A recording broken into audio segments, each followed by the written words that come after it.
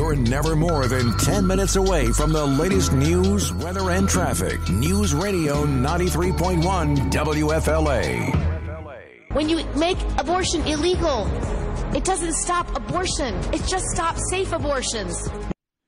That is Kirsten Gillibrand, who is running for president, of course, for the Democrat nomination and eventually hopes to beat Trump. She's way down in the polls right now. But she's talking about something that's been a big issue for the past week, and now it's going to be the issue for my Beyond Reason commentary of the day. And what got me thinking about some of this is also what happened to me on Twitter today. By the way, you can follow me on Twitter at PMOWFLA, at PMOWFLA. Kirsten Gillibrand there is making the point that we really shouldn't try to ban abortion at all because abortions would still happen. So if you ban abortion, it's not going to really stop the abortions. It would just stop safe abortions. And I got to tell you, this argument really annoys me. It really, really annoys me. But because, okay, why even have laws? And I hear this a lot with the drug laws too. Oh, well, we have the drug laws, but everyone still does drugs, so we just get rid of the drug laws. Mm-hmm. And I'm thinking, do you honestly think that the amount of people on drugs would go down if we make it illegal? That doesn't make sense. But under that logic, why would we have laws? You know, murders still happen in this country all the time, Tom Benson. I think we should just get rid of the murder laws, you know? Yeah, because it's not working. People are still committing murder. I mean, I've never liked that logic. But someone on Twitter responded to me and said, oh, the amount of abortions would not decrease significantly if we made it illegal. And I'm thinking, are you kidding me? 2015, there were 71,000 plus abortions in the state of Florida alone. There are over 600,000 abortions a year in this country. He says, well, abortions happened before Roe v. Wade. That's true. But the idea that there would be 600,000 people a year in this country going out and having illegal abortions, if it was made illegal, it's just beyond reason. There is absolutely no evidence that 600,000 people a year would all of a sudden start breaking the law and going in the streets and having these unsafe abortions. There's no logic that could explain that at all. There's no way that's possible or that's true. That whole argument to me, not just on this issue, but other issues, really is just beyond reason. News, weather, and traffic for the best audience in talk radio. This is PM Orlando on News Radio 93.1 WFLA. The single most important thing we have to accomplish is defeat Donald Trump. Former Vice President Joe Biden leading big time in the polls for the Democrat nomination for president to go against Trump in 2020. He believes that his campaign has to be all about defeating President Trump more than anything else. He's actually gotten some criticism from Bernie Sanders on that. Bernie Sanders basically saying they should focus on policies more than being on anti-Trump. But there was some audio that surfaced today of Joe Biden back in 2007 talking about immigration. It's funny because when you listen to this, you could almost say this was President Trump speaking, even though you know it's Biden, because what he says sounds pretty reasonable, and he would never say it today. Here it is. I'd like to hear from Senator Biden. Would you allow these cities to ignore the federal law?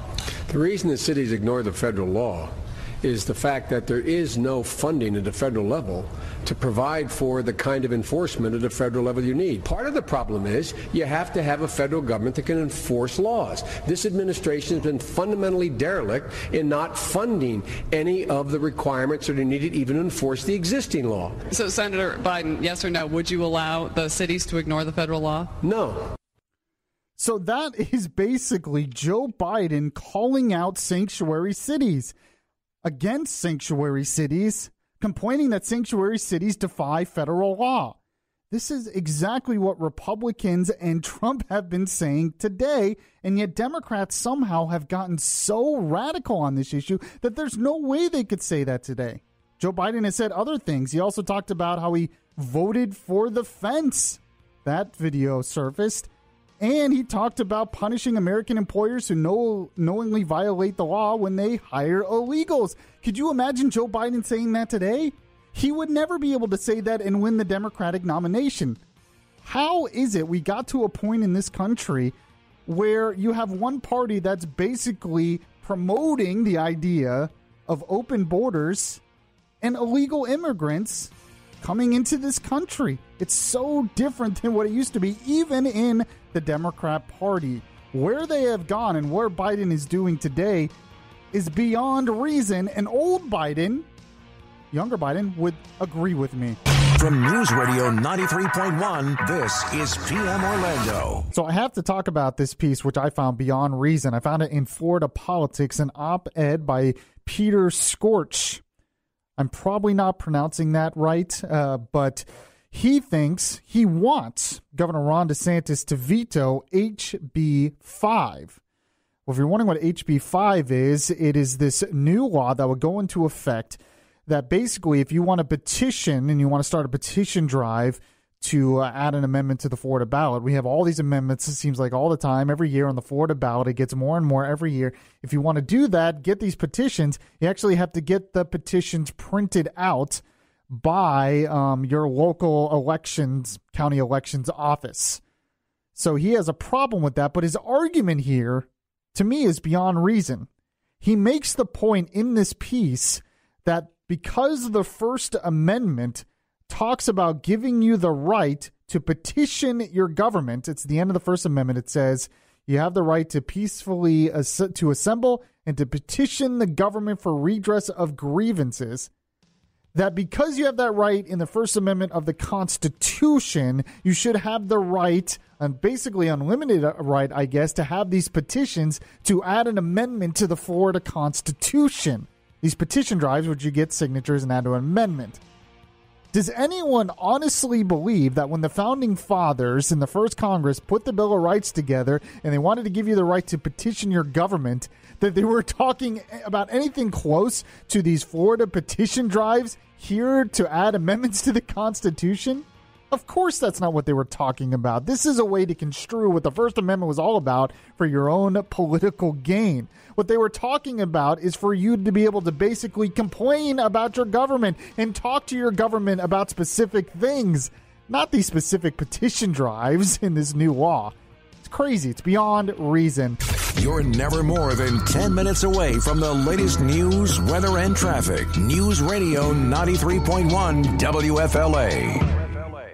It is not an exaggeration to say that banning legal, medically assisted abortion and forcing women back into the arms of quacks will quite literally kill women.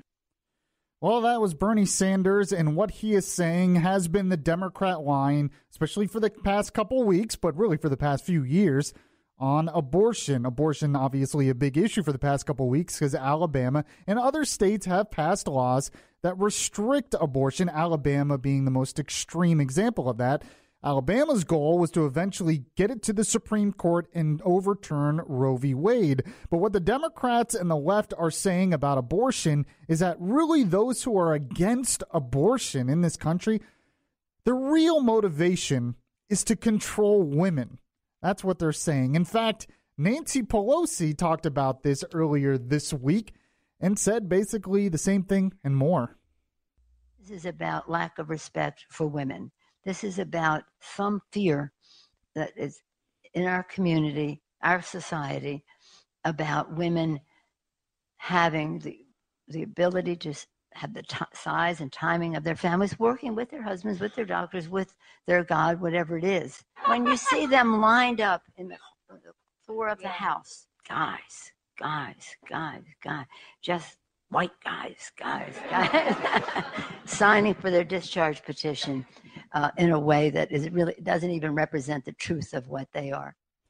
there are probably a lot of women listening to this show right now who are outright insulted by what Nancy Pelosi said there. The idea that they're trying to push, the Democrats are trying to push, that this is really something that men want, that it's really a man versus woman issue, that men just want to push this to control women. Well, it's just not true. Most people that I know in my life that are really against abortion and actually volunteer for pro-life walks and other things are women. Most people I know that are very, very outspoken about being against abortion are actually women. But beyond that, when you look at the polls, there are polls out there. I'm looking at a poll right now that was done in 2015 by Vox. Vox is a very liberal outlet. They said in their poll that it showed that men and women are equally likely to describe themselves as pro-choice, while women are slightly more likely than men to describe themselves as pro-life. When you look at the polls, there is very little difference between men and women on the issue of abortion, whether they're pro-life or pro-choice. The most dividing factor usually is religious affiliation or political party affiliation. It is not what men versus women. That kind of idea is definitely beyond reason. Now, Ilhan Omar also made a comment on abortion this week that I know will definitely upset a lot of people. Here's what she said. For the religious right, this isn't simply about their care or concern for life. If they cared about or were concerned about children, they would be concerned about the children that are being detained and those that are dying in camps across our borders, or the children who are languishing in hunger and facing homelessness. So Nancy Pelosi was saying this is all about men being against women. Ilhan Omar, the Muslim congresswoman, came out and said this is all about radical religious fundamentalists, those radical Christians who really don't care about life. They just want to make this a political issue, and they just want to control women too. And they don't really care about life. Now, when she was talking about those children who are homeless and starving, it is Christian groups in this country, all over this country, that work all the time to feed the homeless, that work all the time to feed starving children. It is Christian groups that do that. In fact, I have been with Christian groups volunteering to do that very thing. What she said is almost anti-Christian, but it is beyond reason. And of course, Christians are not like, oh, we don't care about kids dying in camps. That's not true at all either, and she knows this. This idea that this is about men against women is not true. And I know a lot of Christian women who would be upset at Nancy's comments.